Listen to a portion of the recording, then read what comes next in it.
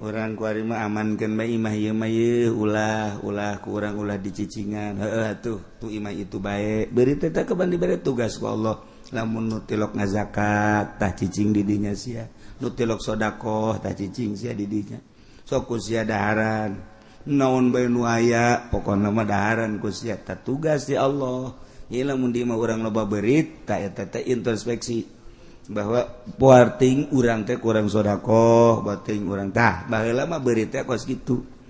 Nah kulantaran loba beurit di imah nu boga imah miara ucing sebab antina beurit adalah uncing teh mantak asal gok bari aya ucing sih beurit indit ucing teh pamatian beurit ucing teh pamatian beurit geus embungeun beurit mun aya ucing tah zaman kuarima begitu beurit neuleuh ucing kecil ucingna teh macegan rombongan urang geus geuleudeh cek jadat teh jadi kuarima tibalik baheula mah ucing anu ngudag beurit kuarima beurit ngudag ucing sieun ucing embungeun ampun cek ucing teh zaman tibalik aya Masya Allah jadi lamun urang carita-caritakeun tentang hewan penemuan para wali-wali Allah hewan ieu kieu ngomongna hewan ieu kieu ngomongna hewan ieu kieu kuala ditugaskeun ki aya teh kabeh teh Allahumma ya qadiyal hajat Allahumma ya qadi sabada Allah ngajelaskeun negara-negara nu Allah nyiksa ka negara tersebut kulantaran kaum-kaum teu percaya ka para rasul-rasul nu diutus ku Gusti Allah ketika bangkawarah kaum hiji negara anu diajakan ku rasulna yakni utusan Allah tetepnya teu percaya ujungna disiksa ku Gusti Allah eta teh lain sakadar jang nagara eta hungkul eta teh ngarupakeun hiji ibrah hiji contoh hiji barometer jang umat-umat nu selanjutna umat anu selanjutna model urang kuari ngajadi umat akhir zaman yakni umat Kangjeng Nabi urang Kangjeng Nabi Muhammad sallallahu alaihi wasallam teu menutup kemungkinan ketika urang teu percaya ka rasul urang atawa teu nurut kana aturan-aturan rasul urang Allah tetap bakal nyiksa sakumaha kaum-kaum nu baraheul entek ieu ayatna awalam yahdi lil ladzina yarithuna al-ard wallahu alam bimaradi awalam yahdi Imam Jalaluddin ngajelaskeun yahdi teh tabayyan berarti ya di teh mana ya tabayan majaz antaran gadieuna cek Imam Jalal teh di mutadikeun ku lam yahdi lil ladzina hiji-hijina kalimah teh aya anu lazim aya anu mutadi teh kadituna anu satrop-tropna aya tropan-tropanana aya anu dimutadikeun ku ila aya nu ku lam aya anu dimutadikeun ku fi aya nu ku ala nah eta kalimah-kalimah teh teu meunang sambarangan kalanjutanana lu bantak ngaji teh lain sambarangan ieu santri ngadepong di pondok pasantren aya anu 10 tahun 15 tahun tah dek datang ka dinya lamun nasoro kabelah dituna ieu mutaadina teh ieu kumaha aya anu binafsihi aya anu bigairihi lamun binafsihi berarti langsung ka ditu ngamutaadikeun teh maf'ul tanpa make huruf aya nu ngamutadikeunana ieu kudu make huruf dimutadikeunana kudu kumana kudu ku ala kudu ku fi kudu ku ila dan lain-lain sebagainya kudu ku ba ieu tah urang pasanter teh mikiran kos kitu tah ketika ieu mah lain parantina kudu kumaha ieu kudu kumaha ieu lain parantina ieu mah ieu tah nu mentek lamun aya salah bae buatan batur kajahoan ku urang salah ieu budak ieu kumaha emang ieu teu nerop ieu ka dieu ieu tuh kan teu nerop mah teu nerop jore urang hulu kopeahna nomor 7 dipakean ku ari nomor 5 netren ngaranna teu nerop eta teu nerop uluna nomor 5 dipakean nomor 7 toklok teu nerop kawin ge sarua bae urang kasep kawin kanu gelis pariuk manggi kakeb pas tapi lamun urang kasep pamajikanna jore ieu ge teu nerop sarua bae eta mah kudu nyandung sebenarnya mah sia masa di hatean bebangun endeup teh ya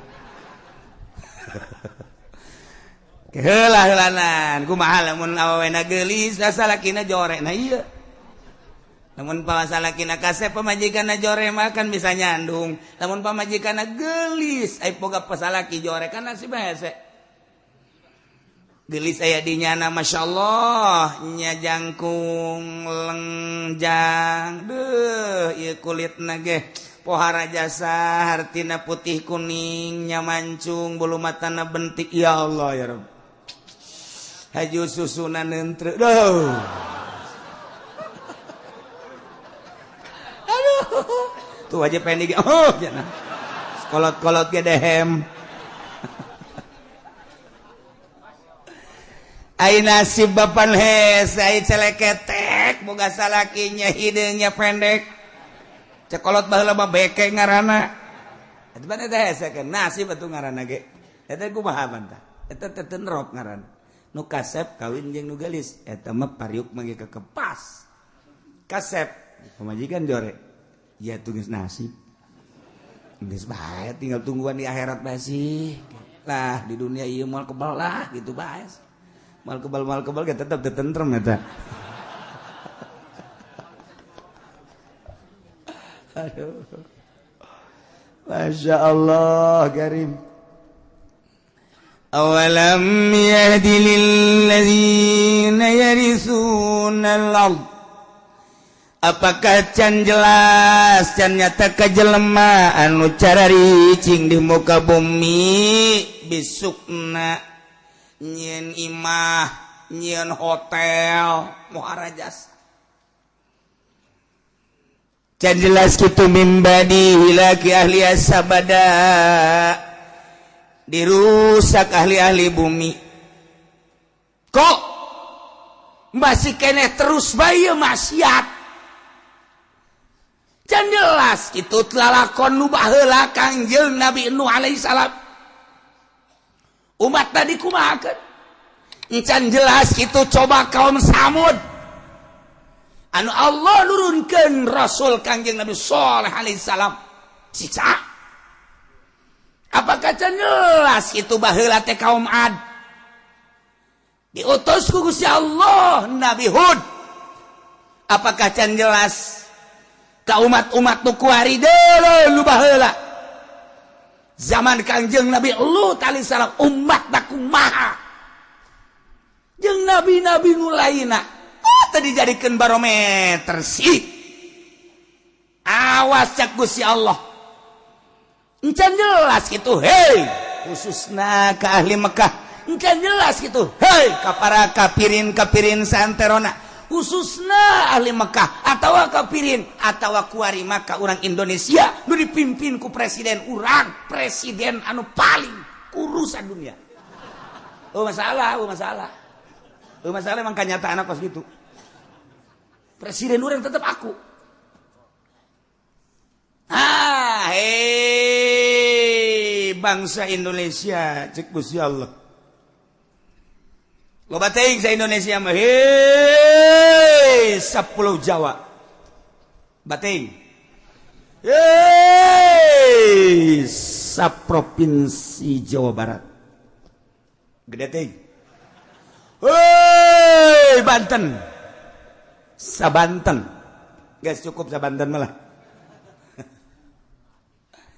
Wahai manusia-manusia cek Gusti Allah di dunia, umumna sadunya, khusus nama ahli Mekah, termasuk Indonesia lamun umum. Hei manusia-manusia, can jelas itu ya, kajelema anu nyari cingan bumi, yen imah anu kokoh, meuli imah teh lain sakadar puluh juta ratus miliaran kadituna bahkan belas miliar puluh miliar. Bahkan lain boga imah na hiji ya urusan imah bagus masalah guys ieu kalakuan kuari cara ricing di bumi Allah kalakuanana meuli korupsi zina judi bahkan teu percaya ka pangeran bahwa nu nyieun langit bumi teh Allah can jelas kitu ka jelema nu eta min ba'di hilaki ahliya sabada dirusak ahli-ahli nu balaheula awas maka tadi dijadikan iboh, tadi dijadikan barometer. Allau nasya'u asabnahum bihurubihim. Naon? Sia lamun aing ngersakeun sarua aing nyiksa ka sia sakumaha ku dosa-dosa sia. Lamun sia dosana zina sarua jeung umat Kangjeng Nabi Lut nadungling moal henteu ku aing siksa seperti Kangjeng Nabi Lut umatna. Lamun sia buang kawarah ka Gusti Allah, ka ajak Allah. Deuleu kaum Samud, deuleu kaum Ad. Teu saeutik. Nu ku aing baheula teh disiksa terus-terus. Ieu ku hari Indonesia sia kades. Mabok ambalaya di Indonesia awas ya. Jak Gusti Allah. Zina kuari maga sambalaya menutup kemungkinan lau nasya'u asabnahum bidzunubihim iksain sarua jeung umat baheula maling korupsi terus bae awas lau nasya'u asabnahum bidzunubihim mentek memehna ku Gusti Allah kuari dipanaskeun heula awas baheula teh kaum Adban nu dibere panas teh 3 tahun. Teu hujan-hujan 3 tahun, bayangkeun 3 tahun teu hujan. Hese ka dieu ka ditu. Tatangkalan geus tandus 3 tahun atuh hujan. Batla luar biasa. Turun Rasul diturunkeun ku Gusti Allah Kangjeng Nabi Hud alaihissalam. Dakwah. Bejakeun Hud ka umat lamun hayang subur mahmur lah jinawi percaya na ulah ka batu nyembah na ulah ka makhluk coba kaing gitu bejakeun dakwah Kangjeng Nabi Hud terus-terusan dilelewe ku umatna terus bae dilelewe saeutik pisan nu iman ka Kangjeng Nabi Hud panas makin menjadi-jadi diutus salah seorang ka Baitullah datang ka ditu ka Baitullah nu kamari didongengkeun teh ayalah kiriman teh mega mendung wah bararungah majar teh bakal hujan ternyata angin ngeglebuk angin muter sabada Kangjeng Nabi Hud jeung pengikutna titah keluar eta kapan siksa cek Allah tuh jadikeun barometer awas di Indonesia geus sabaraha bulan urang dibere panas hujan di mana-mana guludugan jeung kilatan samarukna hujan bener beureun geus dihitung ku ari di nagara geus beak sabaraha puluh miliar ieu ganyeun hujan teh nyararaho urang mah asal hujan seuri padahal mah ieu teh geus total sabaraha miliar beakna lamun teu dihujankeun urang teh ku ari panasna ambual pohara luar menyengat cirina cek ahli palak mah angin heula kilat teh guludug teh ieu mah hujan kilat angin sabarukan kumaha awas lamun nang tangan ka Gusti Allah bisa jadi berkepanjangan ieu panas Tangerang geus kekurangan cai pasokan air anu bakal ka Jakarta teh anu geus ka Jakarta ditutup lantaran untuk wilayah Tangerang ge kekurangan Serang geus kekurangan cai ku ari mah kamari ieu rong Perpak Purwakarta di Purwakarta geus batela kurang cai Karawang ge lamun teu ngandalkeun Jatiluhur mah geus eueuh cai Allah maha kawasan ke kumaha meureun ke sanajan aya jati luhur wallahu alam ngan tetep bae urang ngadoa mah tetep ngadoa bae ngan ieu disiksa mah babari jasa teu puguh teu karu sadane macet siksa ti Allah da kumaha coba ayo terus urang ka Jawa Tengah ka ditu kurang moga informasi di Yogyakarta geus parah jasa wecai tapi urang masih kene leha-leha kene zina nu mabok pemerintah korupsi terus bae nang tangan Allah awas berkepanjangan ieu keur ditegor ku Gusti Allah awas mendak lobakeun lah istighfar ka Gusti Allah Subhanahu wa taala awalam yahdi apakah can jelas lilladzina yarithuna ladok jelema nu nyicingan bumi ieu nu mantak Gusti Allah teh make bahasana yarisunal ardo make yarisu matina warasa yarisu eta makan ngawaris aya ngawaris mah berarti kapan aya nu diwaris lamun bapa ngawariskeun ka anak aya anak eueuh anak mah meureunanan ka incu lamun incu eueuh anak eueuh aya meureun dulurna mamang teh uwa teh nah eta ngaranna ngawaris ieu ge ku bangkawara amat sia cicing di alam dunia nanangieun Allah sia ngawaris ka umat nu baheula zina sia ge kunaon zina deui bae nu baheula mabok sia kuari kunaon mabok nu baheula maling sia kuari kunaon maling mantap make bahasana yarisunal ardo pohara lamun dibongkar sakalimat na Al-Qur'an urang mangkat bulu dikiekeun dikitukeun urang mah ieu macaanna bae ge kuari ge sararese ngadengikeun ge cangkeul padahal mah kurang kumaha kopi geus ngarokok geus bubur geus segala wuduk segala tetep bae ku ngadengenakeun cangkeul geus neuleuh deui ka jam bangun dek demo teh ka aing sia aduh Gusti Allah lagu ento ngeta mun boga janji meureun neuleuh deui jam ieu janji aing jeung jahe tuh ieu bahasa yarisuna sia cicing neruskeun lalakon umat nu baheula zina disiksa umat nu baheula mabok disiksa ku Gusti Allah umat nu baheula maling disiksa ku Gusti Allah umat nu baheula kafir disiksa ku Gusti Allah awas sia ngawaris nu baheula sarua sia ge ku aing disiksa deui geus kasaksian ku urang kamari ieu tsunami beuh 200.000 manusia asahina jasa mobil single yang imah bangunan single lenceng asahina jasa kabeh ge dunia jeung manusia seusina asahina urang neuleuh tsunami gempa Yogyakarta tsunami Pangandaran gempa Sukabumi Gunung Galunggung Yogyakarta gunung deui kuari ke batuk-batuk bae gunung deui sarua bae teguran ti Gusti Allah ieu teh ulah kejadian alam sakumaha nu kamari dicaritakeun ieu teh teguran ti Gusti Allah kuari panas teguran ti Gusti Allah ayo sia Presiden Jokowi dek merubah tentang perekonomian sia dek beralih nu tadina Amerika kuari dek diasupkeun Hong Kong Cina kuari sia dek diasupkeun Cina kuari berangkat ya negara teh ayo sia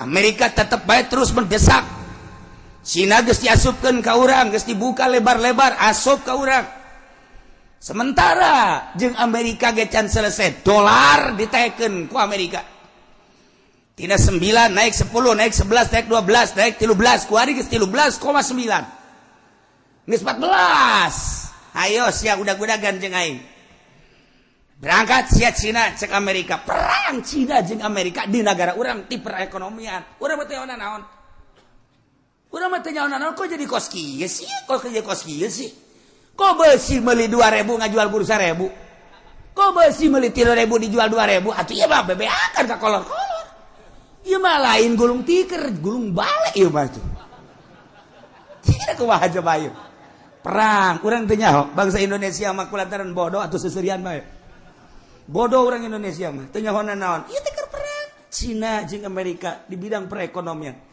kulantaran perekonomian jadi tombaknya tolak ukurna perpolitikan teh jalan perpolitikan di urang teh teu stabil deuk kabangun kumaha lamun perekonomianna macet kuari Cina kakarak dibuka asuplah ke orang produksi encan Amerika dikatukangkeun sedangkan bahan baku belianana kudu make dolar taekeun sia ku aing kaudag moal ku sia sementara hitung-hitungan anak ahli ekonomi di urang teh encan mampu kos kieu keberadaan anak neuk kumaha sedangkan jelema nyeun pabrik di depan eta teh make duit negara sekian triliun. Nah perpajakan anak terus melambung teka udah kunyana lantaran nyana teh pajak tanah, pajak bangunan, pajak ekspor impor. Iya teh kapan kudu dipenuhi sementara dolar naik bahan baku kudu dibeli ku dolar. Cina nyerang ka urang, ieu kumaha ieu produksi teh aing balik ka Singapura. Teh saeutik anu boga karyawan 8.000 nya tinggal 2.000. Nu boga karyawan 20.000 nya tinggal 5.000. Tinggal bangsa Indonesia nu teu nyahoan kieu amat sih demo ka mana? Oh pelindung di urang mah demo teh. Urang demo ka DPR lagi keur puyeng. Aing boro-boro siap aing geus sarua bae ieu. Nah, ieulah keberadaan Indonesia seperti kieu. Nah, hakikatna menang Allah keur dicoba heulanan. Urang mencari teh hakikat syariatna, aturanana Jokowi nu boga. Kuari keur diresapel kumaha perbaiki hayo coba menteri poh ieu ganti itu bakal gitu-gitu kene nemandak Habibie ngomong terpuruk sepanjang sejarah Indonesia perekonomian saat ini lain cak aing cak Habibie kamari Habibie datang ka dia kumaha nah ieu keur carita keberadaan negara. Kemudian panas sakallah ayo sia. Dik jeung aing udag-udagan sia ayo. Sia dek ngaluhurkeun pertanian Jawa Timur akan ditingkatkan pertanian Jawa Tengah, Jawa Barat. Geus dipersiapkan di Palembang, di Medan, di berbagai daerah. Pokoknya ditingkatkan pertanian. Sebab naon perekonomian bakal macet kunyana geus ka itu. Ieu perekonomian industri bakal macet sebab moal kaudag melalui dolar ditaekeun ku Amerika. Hayo hayang nyaho udag-udagan perang Cina jeung Amerika. Asal Cina naik perang. Lamun Cina terus memaksa dolar bakal 15. Lamun Cina terus bae ku Indonesia dibere diketeruskeun naik 16.000. Jadi dari kumaha eta mah perang nyana. Ayo cek Amerika. Pas gitulah perang. Beda deui jeung perang di Irak, lain deui di Irak mah. Ai di Irak mah Saddam Hussein teh deuleu sejarah. Cek Saddam Hussein manyaing teu mampu sih ko transaksi make kitu. Ilang dolar bae. Ku ini ditaekeun Islam teh. Dolar ku ari teu bisa transaksi di Irak. Meuli minyak kudu make dinar, meuli minyak kudu make dirham. Uang Irak. Iran kitu kene sepakat. Boh bingung kalah Amerika. Sakedeung nyieun lah nyana perkumpulan ieu mah lamun diteruskeun bakalna negara Islam di mana-mana. Bakal terulang kembali wali sanga zaman kitu Raden Patah dengan Saddam Hussein, Islam akan tinggi. Urang mah teh nyaho minyak dengan sakitu perang perekonomian. Nah, dijadikan biologi padahal di Irak teh ngan omongan Amerika teh dihajar ku Amerika sorangan moal kuat Irak, dihajar ku dua anjing iris moal kuat, dihajar jeung Prancis moal kuat, nyeulat multinasional hajar Saddam Hussein sebab urang bahaya ka dituna bisa-bisa Islam naik deui. Islam nu mantak merudah sadunya kamari mah tanpa aya nu nitah spontan. Tuh lamun dibuka sejarahna kos gitu. Kuari di Indonesia geus tambah geus carita Irak tamang geus beres tamang geus. Beres geusan tamang geus. Geusan heulanan. Kuari urang mah carita Jokowi. Presiden urang eta kajen kumaha ge. Perang Amerika jeung Cina. Hayo udag-udagan sia. Kamu bisa teh sia. Ketika Cina terus yen naik jeung uang Cina naik yaitu dan naon garang Amerika masih kene siap naik deui dolar. Moal kuat kajen kumaha. Nu mantak cik Jokowi urang kuari mah beralih ka pertanian. Urang siapkeun pertanian. Wah, geus disiapkeun nya lagi geus boga pemikiran. Ieu moal kuat. Ngudag dolar Amerika teh moal kuat. Geus urang kana pertanian. Cak Allah lain kitu titah ibadah atuh ka aing. Jas sia ngandelkeun pertanian teh ngandelkeun hujan, panaskeun ku aing sia. lain kita ibadah nangan udag-udagan. Bejakeun para ulama nu sekeliling mengelilingi Jokowi. Kita ibadah ka Gusti Allah kitu masyarakat. Ulah udag-udagan yang ka kawasan Allah. Lamun dipanaskeun, panas anu luar biasa. Deuleu India, deuleu Pakistan, brek tarawae. Di tropis tinggal tropis. Allah Maha segala-galanya. Awalam yahdi. Apakah teu jelas ka jelema anu seakan-akan mempusakai bumi? Cicing teh nyana jadi warisan dianggap pusaka. Bisukna cicing imah-imah sangeunahna bae sabada dirusak ahlina nu baheula. Encan jelas Allahuna sya'u. Lamun teh mah kaula ngersakeun asobnahum kaula ge bakal ngeunaan ka manehna siksa ku sebab dosa-dosa nawas. Wa natba'u ala qulubihim fahum la yasma'un. Kaula nu agung teh geus ngelak geus ngecap geus nyeplok kana hate-hatena jelema nu berheula. Manan manehanna teu iman teh manan manehanana teu percaya ajuku kaula disiksa ajunya nanah teu daekeun ngadenge kana piwuruk-piwuruk si mata daburin ngan sakadar didengekeun dipikir henteu sakadar ngadengekeun dilaksanakeun henteu akhirna jadi guguyon siksa ku aitah jelema-jelema nu baraheula teh nu mantak disiksa teh teu percaya ka hatena ku aing geus dicap diceplok distempel geus moal iman kulantaran buang ka warah jasa. Menutup kemungkinan anu ngawariskan tanah nu baraheula di urang zaman Bung Karno Masya Allah menyatus desa Bang sampai Merauke.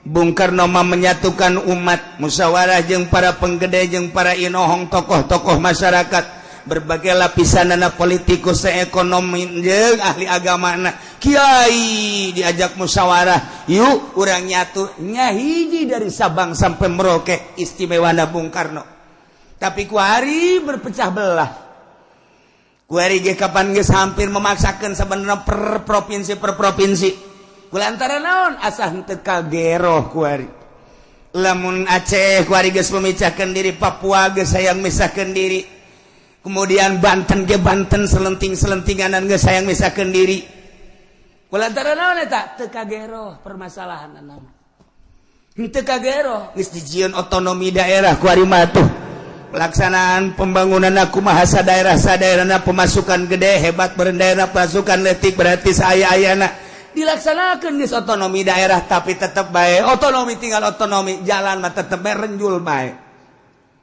deuk kumaha deui atuh deuk kumaha deui horenganan sistem nu aya di urang anu teu bagus atawa manusia-manusiana geus moho kana sistem nu aya geus kudu dikumahakeun ieu mah keur nyaritakeun kabangkrutan urang diceplok ku Allah komo lamun datang ka lain sekedar mabok lain sekedar zinah lain sekedar korupsi bahkan manehanana kufur teu percaya ka Allah ieu diceplok ku Gusti Allah asal geus kararitu dalekeun cak Allah launa sya'u asabnahum bidzunubin siksa ku aing teu menutup kemungkinan cara umat nu baheula jaga ku urang tina siksa Allah urangna babalik ka Gusti Allah subhanahu wa ta'ala tilkal quratu kampung tuh negara tuh kota allati maradzikruha nu geus dicaritakeun tadi geus kaliwat naqussu alaika kaula nu agung nyaritakeun ka anjeun ya Muhammad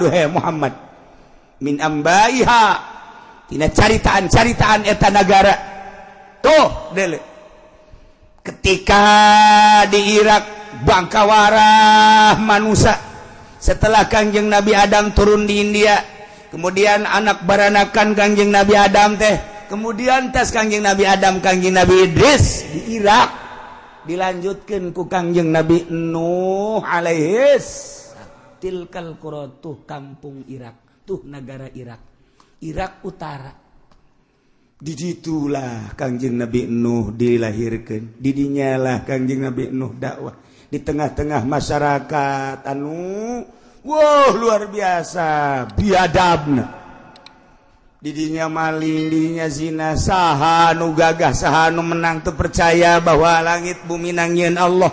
Kangjeng Nabi Nuh diutus kita iman ka Allah pisan sarikeun. 950 tahun Kangjeng Nabi Nuh umurna 1000 tahun, 950 tahun eueuh nu iman eta dakwah. Ya Allah ya Rabbi, urang mah nyeun pondok kakarak 5 tahun eueuh nu mondok bae geus frustasi. Urang dakwah eueuh nu ngadengekeun bae geus frustasi. Deuleu Kangjeng Nabi Nuh 950 tahun eueuh ngan Kangjeng Nabi Nuh terus bae tabah diusir bala Kangjeng Nabi Nuh. Tidinya instruksi Gusti Allah nyeun kapal. Nyeun kapal Kangjeng Nabi Nuh. Sareng-sarikeun. No. Ai nyeun kapal mah deket laut, lain di tengah-tengah negara. Sia mawana ka ditu kumaha jeung leumpangna kumaha?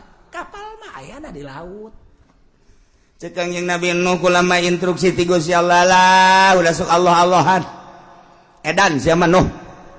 Geus teu dianggap tapi tetep bae Kangjeng Nabi Nuh terus kesimpulan nama Nuh awas ieu umat geus disiksa saha anu iman kuateun Kangjeng Nabi Nuh dakwah awas siksa ieu mah bakal datang nu iman naik ka dieu naik anak Kangjeng Nabi Nuh opat Yapis Ham Sam nah Kanan nu tilu asup ka laut ka parahu nu hiji Kanan mah henteu anak sorangan Kanan teu percaya ka Abah. Teu percaya ka Abah nama di Rasul. Ieu urang teh ieu teh turunan tilu-tilu Yapis, Sam, Ham sakitu. Dijelaskeun ku Kangjeng Nabi di hadis Bukhari. Yapis bapak orang itu, Sam bapak orang itu, Ham bapak orang itu. Jadi urang teh keturunan tilu-tilu Kangjeng Nabi Nuh alaihi salam moal kaluar ti dinya. Arab turunan mah dijelaskan ku Kangjeng Nabi. Arab turunan bapana kadituna ka Kangjeng Nabi anak Kangjeng Nabi eta.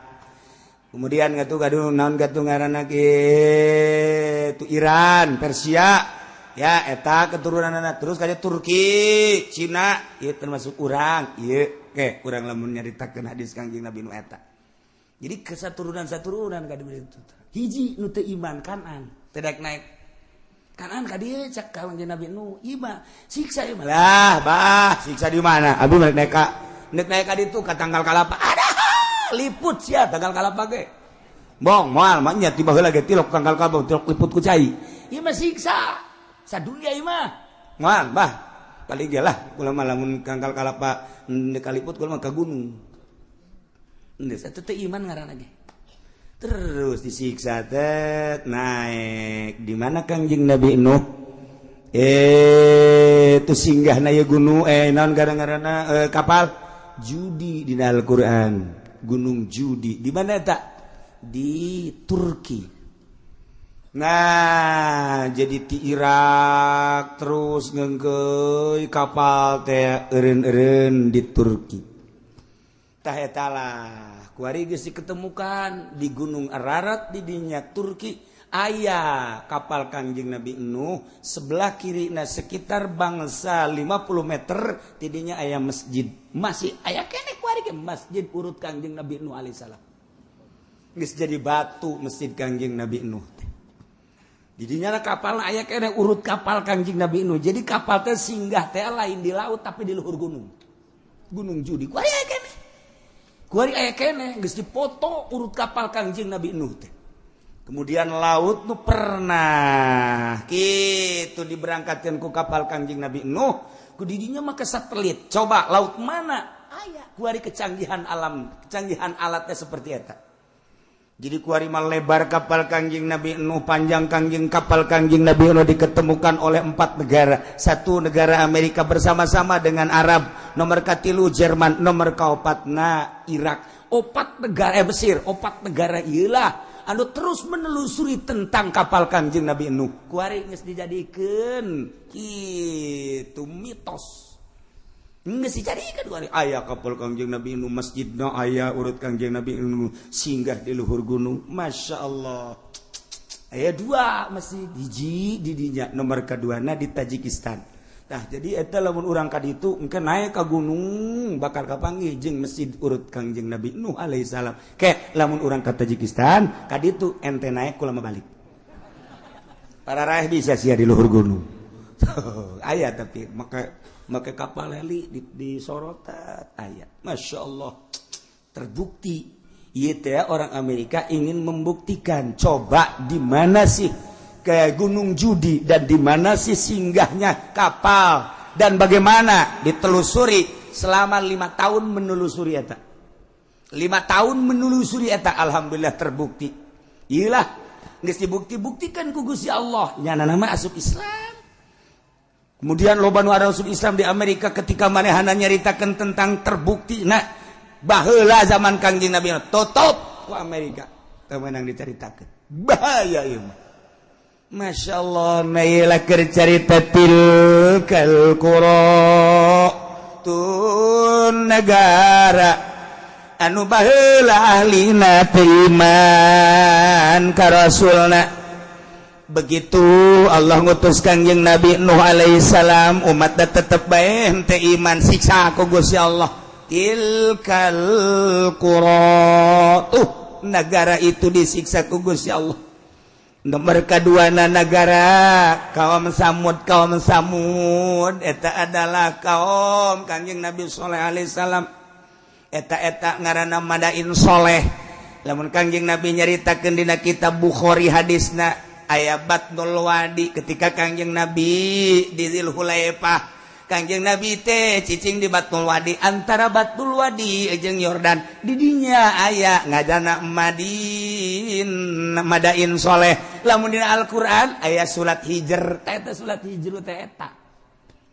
Tuh di dinya lah disiksa kaum Samud teh. Lamun terus urang ka Yordan aya Petra di ditu tersisa ditinggalna. Tilkal qura disiksa kaum Samud. Mana deui? Tuh Ad, kaum Ad. Di mana Ad? Kaum Ad teh antara di Arab Madinah, antara Madinah jeung Yaman. Belah ditu aya Ahqaf karana mantak dina Al-Qur'an aya suratul Ahqaf. Ahqaf eta dataran luas. Dataran pasir, urang menyebutna gurun pasir, Sahara ngaranna Ahqaf. Teh lamun urang dina Al-Qur'an suratul Ahqaf, Yaman. Kaum Ad di Yaman, ditinggalna kaum Ad. Mantak diutus Kangjeng Nabi Hud alaihi salam, Yaman. Mantak aya kuburan Kangjeng Nabi Hud di Yaman mah osok di haolan. Wah, ramena luar biasa. Ditinggal para nabi di Yaman. Kangjeng Nabi Kangjeng Nabi Sulaiman aya di Yaman, ditinggalna Kangjeng Nabi Sistea. Kemudian Kangjeng Nabi Hud ge aya berbagai nabi-nabi jeung wali-wali. Nu mantak paling istimewa sadunya adalah Yaman. Sunina kuat jasa gempur ku Yahudi. Moal bisa Yahudi ngagempur eta lamun tanpa make umat Islam dicuci otakna, anak buahna teh dicuci otakna supaya menyatakan Islam teh seperti ieu. Jadikeun ISIS berangkat. Kuari ku ISIS diacak-acak kuburan-kuburan teh. Wah, kiai-kiai terus dibeakeun. ISIS terus bae. Iyalah supaya jadi Wahabi. Sebab ku Wahabi Yahudi ngeunaheun jasa. Ku Yahudi mah ku Wahabi mah Yahudi teh ngeunaheun jasa. Nek nyaplokna naon ge itu hasil-hasil bumi teh ngeunaheun jasa. Selama make Sunni, ortodok lamun di Irak mah Islam ortodok. Ahli toriko iya bahaya. Urang teh teu meunang nyaritakeun tentang tuh Tuan Abdul Qadir. Urang teu meunang nyaritakeun tentang Kangjeng Nabi urang teu meunang nyaritakeun tabaruk. Yahudi teh ngaulahkeun hese ku Yahudi mah melalui Wahabi.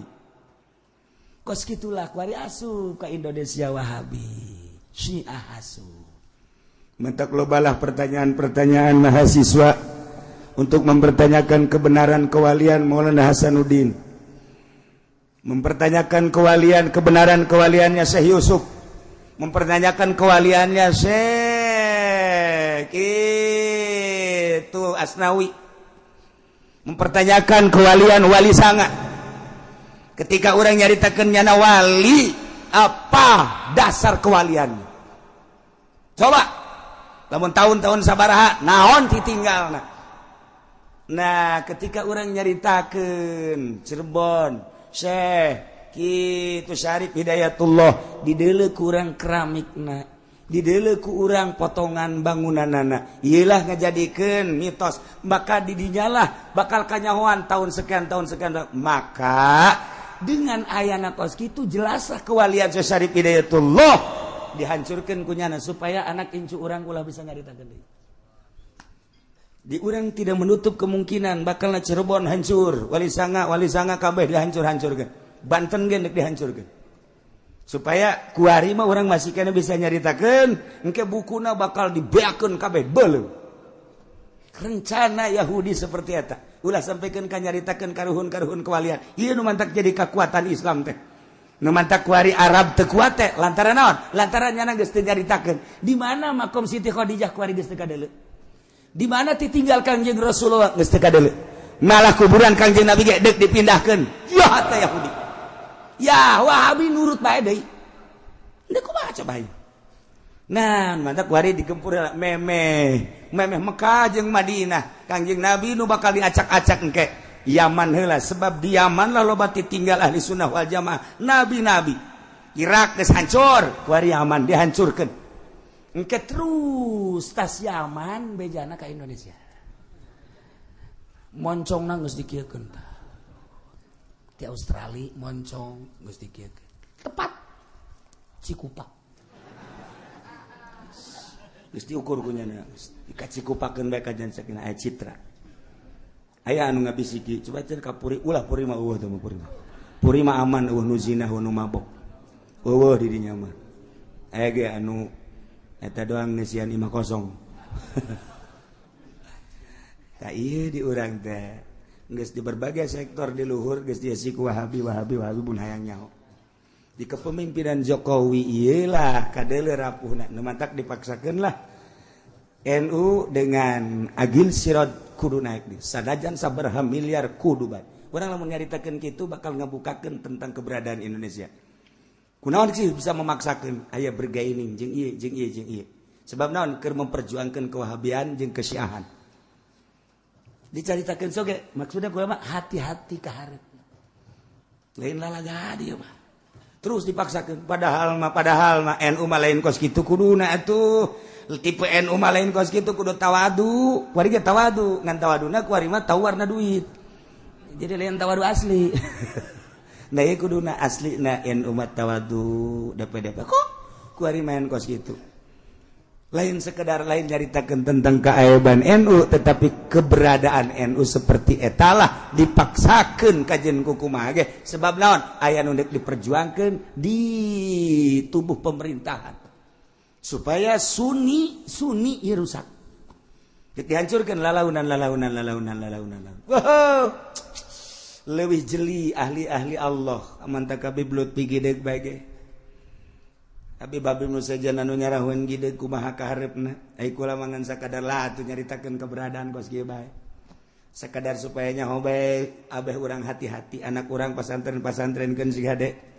abeh engke tetep bae kuat perang masalah geus wih cenah kieu perang masalah dia perang paeh teu perang paeh ieu ulah kitu cenah kieu kula can kawin-kawin heula sia deula saya mikiran kitu bae sih mikiran hulu nu leutik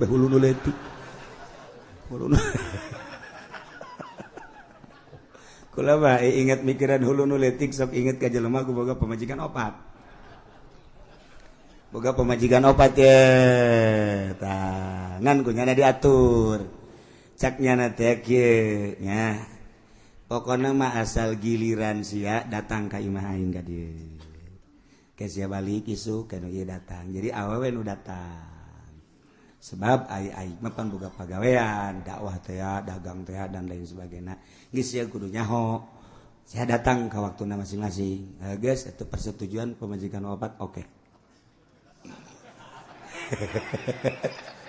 gara-gara nama ieu tah hulu nu leutik aing jadi inget bae tungtung nama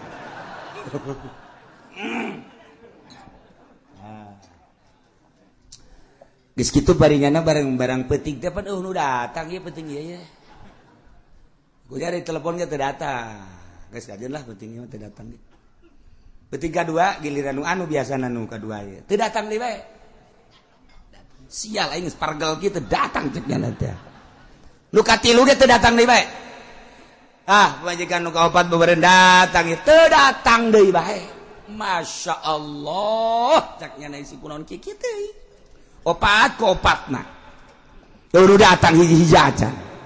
salarial jasa langsung nyono pas nu ngariung di lembur eta nu ngariung kebeneran nyana tita nyambut nyana dulur-dulur sadaya geus esi nyambut na manusia ngan nyana nyelipkeun urusan nyana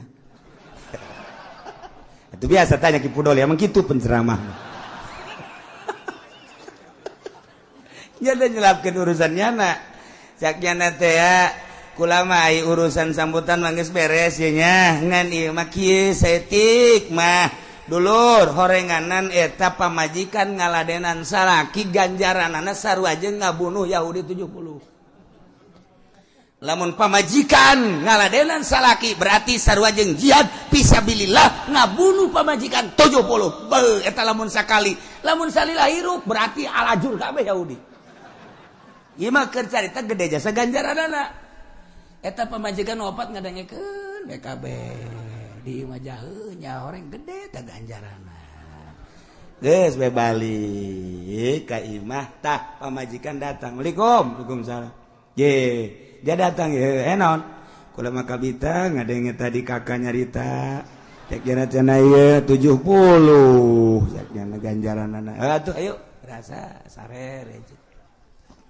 beres lah kula mah lantaran ieu mah tuh geus beres kula balik ya geus sabodo teh balik mah balik teu kebal datang deui nu hiji deui Waalaikumsalam naon ya kade tadi kula ngadenge cenah 70 sarua jeung mehan Yahudi heuh bener atuh kula mah lah ieu mah hitung-hitung jihad bae hayo geus beres nu kadua balik nu katilu datang deh Waalaikumsalam aya naon ieu penting-penting ada kula ngadenge tadi kabita ajaknya na sarua jeung ngabunuh 70 Yahudi kula ge hayang hayo atuh hayo berangkat deui beres eta nu kaopa dipaksakeun ku nyana aju ngomong jaknya na beuh horeng lain Yahudi nu paeh aing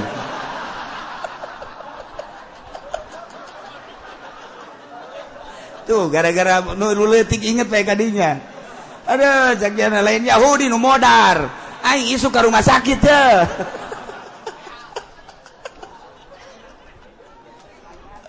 Masya Allah karena geus teu kudu opat-opat hiji bae urang nu teratur ngan lamun hiji kurang ya dua lah masalah lah gitu. Ngan nu teratur rasa penting dihijikeun gitu atuh teu mah modarnya na tuh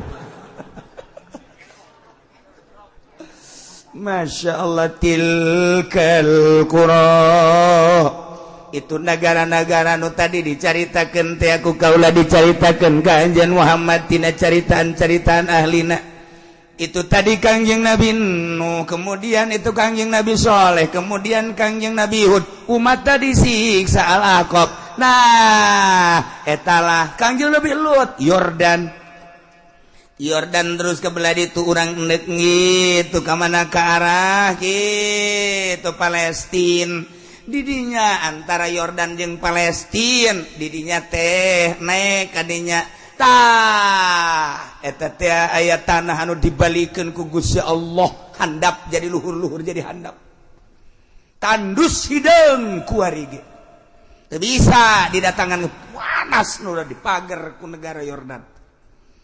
Eta Kangjeng Nabi umat Kangjeng Nabi Lut umatna siksa mantep Kangjeng Nabi Lut na disalamatkeun ku Gusti Allah ti Yordan teh tinggal lompat ka Palestina salamat Kangjeng Nabi Lut ngan pamajikanana korban tuh lamun urang nyaritakeun tentang hidayah Kangjeng Nabi Nuh anakna teu iman Kangjeng Nabi Lut pamajikan teu iman Kangjeng Nabi urang mamangna teu iman Kangjeng Nabi Ibrahim bapana sorangan teu iman ya Allah ya Rabb mahal hidayah tilkal qura negara-negara nu tadi dicaritakeun Muhammad ku kaula dicaritakeun ka anjeun tina caritaan-caritaan tentang ahlina anu bangkawarah teu nurut ka Rasul siksa teu menutup kemungkinan umat setelah eta ge mun teu nurut ka aturan-aturan Rasulullah disiksa Indonesia geus sabaraha kali disiksa nuta tadina Jawa nuta tadina Banten jeung Sumatera ngahiji kuari jadi pisah lantaran Gunung Merapi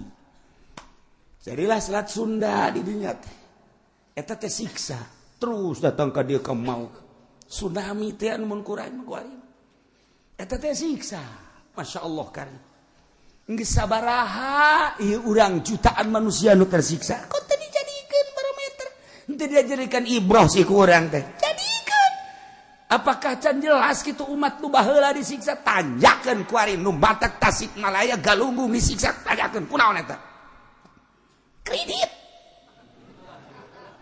ditanyakeun kredit eta teh ahli-ahli kreditnya teh urang dinya urang kitu ranca paku terus urang kadinya kredit nu mantak eta kamari ieu kitu Padang eta Padang teh dibelebeskeun ku Gusti Allah datang ka kuari wallahu alam kumaha gunung nimpah nagara eta datang ka kuari sabaraha ribu manusia kunaon eta tanyakeun Padang emang kumaha gitu Padang ya Allah ya Rabbi eta nu mantak Aceh disunamikeun di Aceh kunaon ganja nu luar biasa dikirim ke unggal negara lewat Merak, lewat Singapura dan lain ganja datang ke kuari.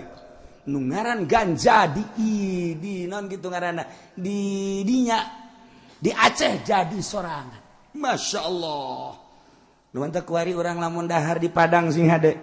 Ngeunah keberesna tunduh eta teh make ganja. Make ganja eta lina lawar. Jadi persediaan biasa, jadi makanan biasa orang di Padang di Aceh di ditu mah orang mun namu ka Aceh lamun urang teu ngarti ka agama ketika masak di ganjaan nikmati daharna teu kebal PS ganja jadi sorangan lamun urang nyaritakeun ganja di Aceh jadi sorangan urang nyaritakeun di Yordan eta teh kitu zaitun jadi sorangan jadi seorangku lagi kaget isi gunung zaitun barang terus naik mobil di sisi imah kebelah zaitun horeng jadi sorangan nu mantak zaitun ke mancanagara zaitun nu aya di urang geus di naon dikemas eta teh meunang ti nagara Yordan jadi sorangan mantak dina Al-Qur'an watini wazaituni waturi sinina wa hadzal baladil amin demi tin demi zaitun Waturi Sina demi gunung Tursina emang didinya terus Yordania Mesir terus ke Palestina gunung Tursina okas gunung Judi teh tin Turki terus kabarge terus tilu negara eta teh gunung Judi kabeh tilu negara gunung Judi kos Palestina kos Tursina eta urang di Yordan Mesir terus ke Palestina terus eta ngaranna gunung Tursina kabeh Judi sarua bae itunya Tajikistan etanya gunung Judi di dinya Turki gunung tilu negara Afghanistan terus ka ditu eta gunung Judi kabeh Masya Allah urang mah mau nyaritakeun gunung santri salah hiji urang gunung Karang eta loba gunung Karang tapi nu kanyahoana mah nu gedena bae kos kitulah di urang mah di luar negeri mah tuh gunung tilu negara urang kula nanyakeun mana ieu gunung Tursina sugan kula macel cara gunung santri horenganan ada kulu cekna Tursina Masya Allah kula nanya tak kagaibna ieu mana gunung Tursina gunung Tursina cekna ada kulu Tursina kabeh Tursina teh di dieu datang Yordania Mesir terus ka ditu Palestina ada kulu Tursina cek kula teh ieu mah aing lain etan mah ditanyakeun gae urut Kanjeng Nabi Musa mana gerib cekna sakedeng deui pas sakedeng deui geus deket kan pelantaran penting dibejakeun tah ieu ceritakeun gu nyana ieu lah gunung urut Kanjeng Nabi Musa atuh mun kurang turun bisa teu cek nyana teh jahat di dieu loba garong ulah peuting kebenaran lewat kadinya peuting ngan neuleu doang ieu dibejakeun gu nyana ieu lah gunung Tursina urut Kanjeng Nabi Musa ngan lamun peuting henteu ngajamin keamananana sebab daerah dieu jahat-jahat keneh. Paingan aya polisi, setiap mobil aya polisi. Dikawal ku polisi. Masya Allah, horenganan kejahatan-kejahatanana luar biasa. Tilkal qura, tuh negara-negara. Ieu keur carita negara-negara anu ku Gusti Allah dicaritakeun ka Kanjeng Nabi urang anu diturunan rasul-rasul urang mah jauh teuing urang nyaritakeun negara urang bae tuh Aceh jadikeun ku maneh contoh tuh Tasikmalaya jadikeun contoh tuh kitu Sukabumi jadikeun contoh tuh Padang jadikeun contoh kade ulah datang tai goyang tuh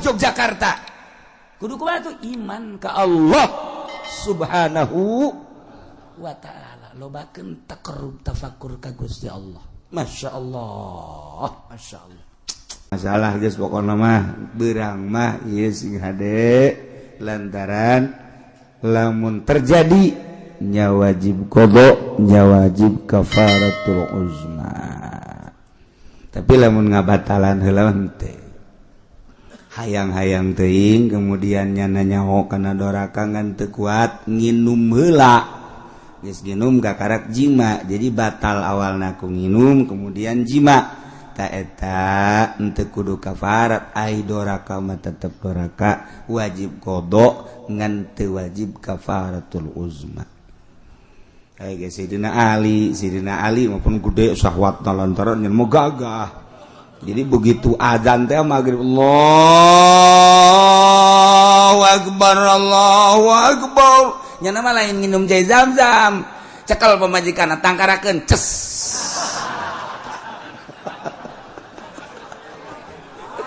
jadi jangan enggak buka adana ku eta tuh masalah urang ge pas azan Allahu akbar nonggeng sia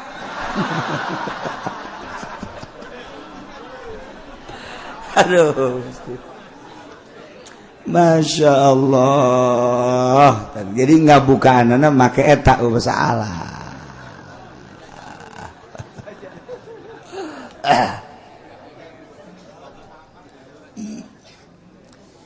Wajibu mal qadai alim sakul som bisa sitati mawadia. Wajib disertai dengan qada kudu imsak. Dina genep tempatnya wajib qada nya wajib imsak teh kos nu puasa bae padahal teh iji alawalu fi ramadhan ala fi ghairi ala muta'adin bi fitri aya jelema di bulan Ramadan ngahaja-haja buka na eta aja doraka kadituna tetep bae wajib imsak nya wajib qada nya wajib imsak. Nomor kedua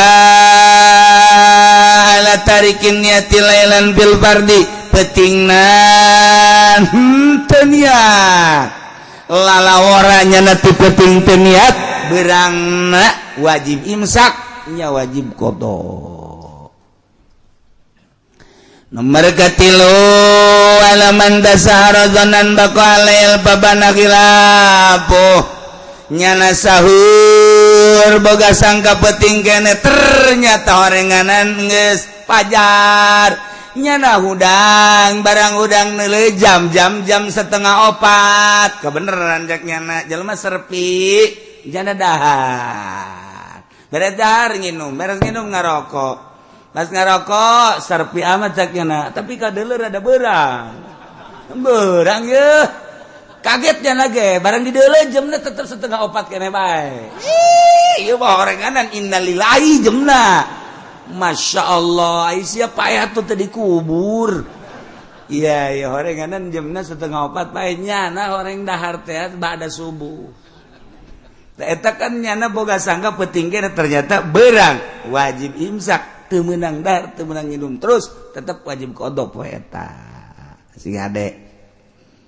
Nomor kaopat alaman aftara dhannan li gurubi dhannan al gurub pabana khilapa itu ieu mah buka nyana hees barang hees sudah kasorean biasana kan puyeng tah udang sore mah leng oh geus peuting cek ngeunae geus magrib kajian gugu barang neuleuh lalai halal liber baheula mah lalai kapan bisa pakai anggeran kuari mah teu lalai kuari mah lalai teu bisa pakai anggeran beurit kuari mah geus teu sieun ka ucing baheula mah pan ngobrol di alam beurit teh ngobrol jeung beurit ngobrol teh jeung beurit deui buaya ngobrol jeung singa ngobrol di zaman baheula teh ngakuari ge ngobrol ngan urang teu paham hanya wali-wali Allah nu dibere paham lah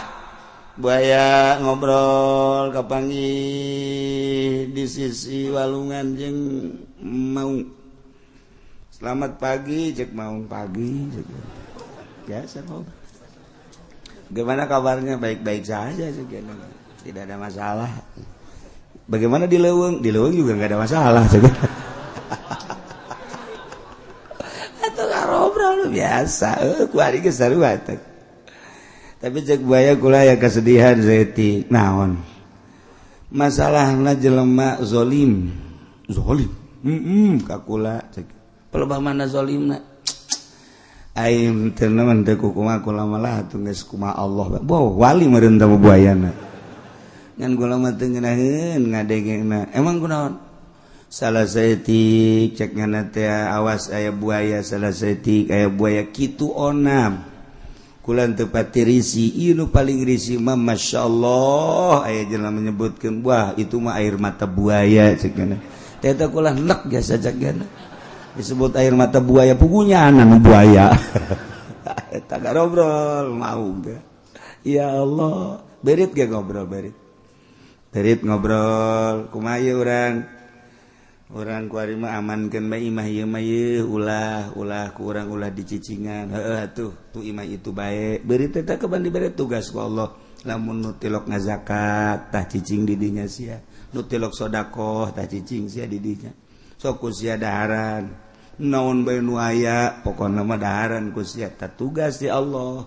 Ieu lamun di mah urang loba beurit tah eta teh introspeksi. Bahwa puarting urang teh kurang sedekah, bating urang tah baheula mah beurit teh kos kitu. Nah, kulantaran loba beurit di imah nu boga imah miara ucing. Sebab antina beurit adalah uncing. Teh, mantak asal gok bari aya ucing sih. Beurit ini ucing teh pamatian beurit.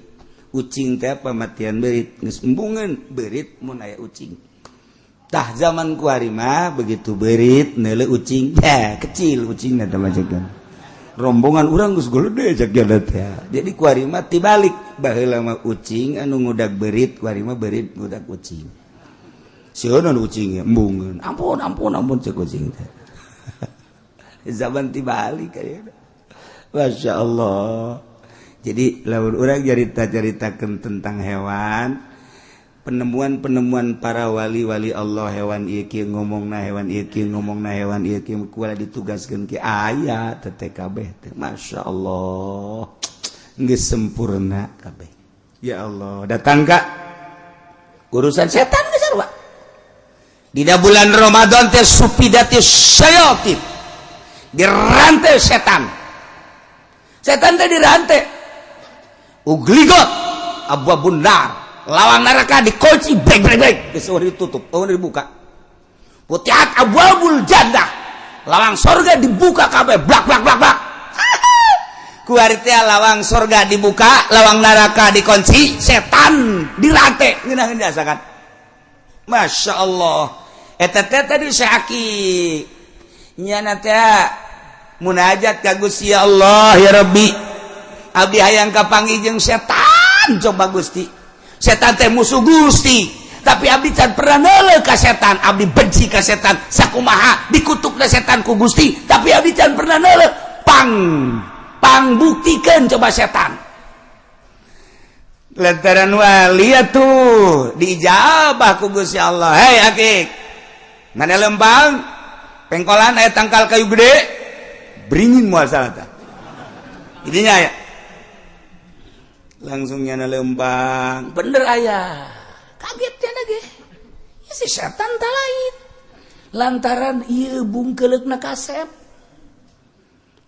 setan teh kasep make jas biasa ya Allah make jas biasa kasep ih cek dari depan setan teh dina benak hatinya na jore setan teh dina benak hatinya na teh pikasieun tapi ieu kasep ganteng setan ya Allah ya Rabbi pan aya setan make jas makan pohara ya Allah ya Rabbi kadang make BHS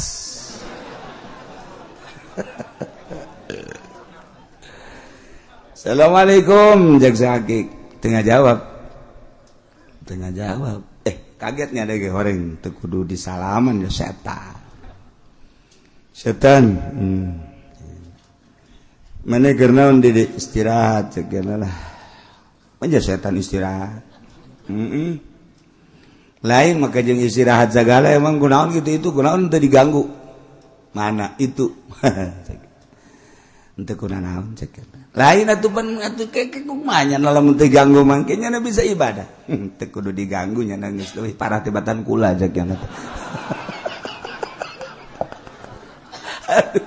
si Aki ke seri bae masyaallah geus tah geus kapanggih jeung setan banyak ngobrol deui ai kapanggih deui menang saminggu kapanggih deui setan sia itu kunaon atuh teu ganggu itu tuh itu teu diganggu kiai itu ganggu atuh Gus ya ai nu kamari mah teu kudu diganggu lantaran parah teu kudu diganggu ge tah mah geus ngubrus ari ieu mah kiai ieu kula ngaganggu terus baik berang yang penting hese nya nama karena Allah baik datang ka kula mun ngadeukeutannya panas manda kula geus selesai jasa geus lawan istirahat baik mampu ngaganggu istirahat ge kula keur mikiran baik bakal dipanggil ku bos ieu waduh ku komandan ge kumaha kula laporanana tah jadi setan teh setan aya nu teu ngaganggu lantaran geus dilepaskeun ku nyana lantaran teu kudu diganggu cek nyana aya anu nyana ge hese geus bedang saminggu deui aya warga datang ka nyana Waalaikum ka Kiai Akik Waalaikumsalam kula teh Kiai tatadina kula muryangan bae ka hiji nomor kadua kula teh dagang ambruk deui aju kula nazar lamun aing sehat jeung aing dagang maju aing nazar deuk sodako ke setan teu kira-kira teh nazar nya alhamdulillah Kiai ti harita teh atuh kula aju awak sehat dagang atuh alhamdulillah na ieu nazar kula sah teu sia boga masalah kos kitu cek Kiai teh urusan sah jeung teu sah mah gampang teh mah jaya kitabna ieu ngan nu jelas mah nu jelas lamun teu dilaksanakeun sok aya mamalas sakitu doa urusan sah jeung teu sah mah gampang jajan nazar maca Kangjeng Nabi ge teu bisa ngarobah nazar mah nazar teu bisa ngarobah bahkan nazar mah dilakukeun ke jelema-jelema anu bakhil cak Kangjeng Nabi aya sedekah kudu nazar eta mah pelit tuh kos kitu ngaranna geus gampang teh mah urusanana ngan ieu mah sakieu doang lamun teu dilaksanakeun osok aya mamawa maka laksanakeun tah kula deuk laksanakeun kudu ka saha ieu nazar sedekah ka setan heuh nya cek teh makana lah aing munajat deui ka Allah munajat deui ka Allah nyana saya akik teh ya Allah ya Rabbi aya murid kula boga panazaran deuk sedekah ka setan senengkeun can pernah pan ieu pamprok jeung setan coba ieu kudu ka mana ieu sedekahna abdi hayang jelas ilham ti Gusti Allah kaditu deui ka handapeun tanggal kayu dinya panggihan setan bener kadinya aya di handapeun beringin nya keur istirahat setan kula ieu boga pertanyaan naon aya warga kula murid kula nazar deuk sedekah ka setan nah ieu ka saha ieu setan cek gana tuh ai ka kula mah teu kudu disedekahan sebab kula mah rajana raja lamun deuk sedekah ka anak kula bae cek bener saha anak kula mah itu bae tuh nu di pasar sok ka pasar loba anak kula lamun nu sok ngurangan timbangan ngurangan takaran teh eta anak kula hiji nomor kedua anak kula eta tah lamun anu di masjid datang pang pandeurina balik pangheulana eta anak kula loba tah anak setan dijaga di jatah lamun nu datang pang panderina ka masjid balik pangheulana eta anak kula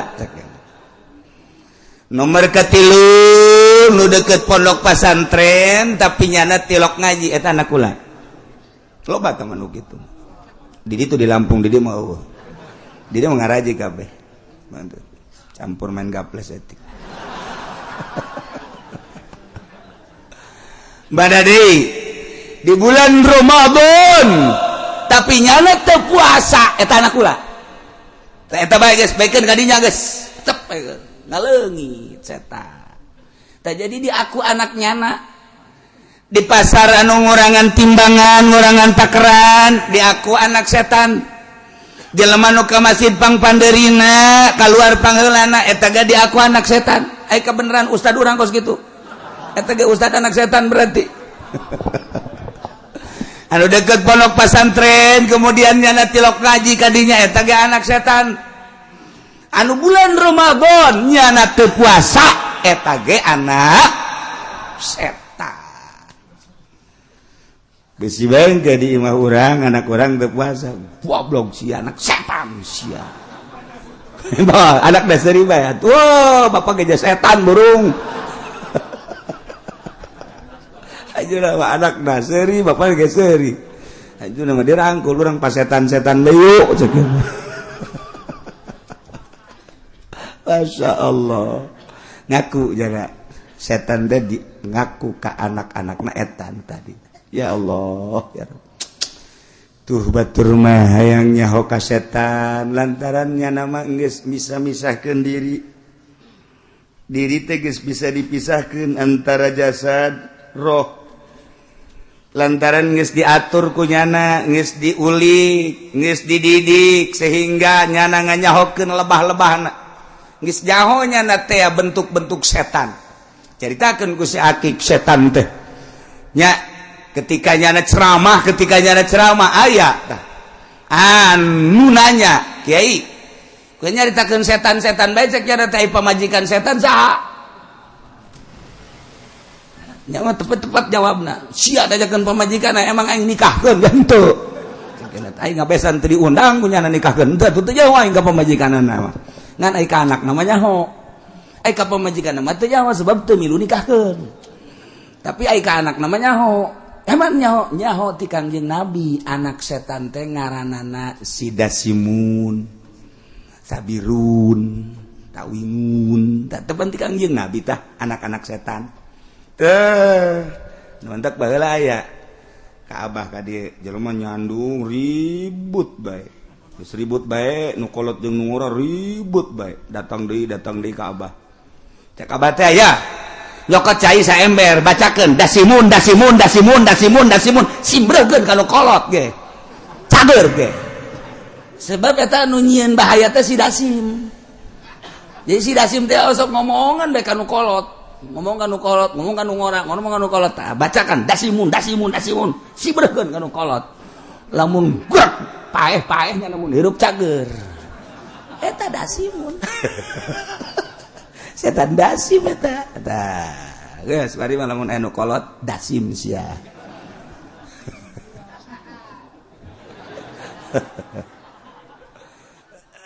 Allahumma ya qadiyal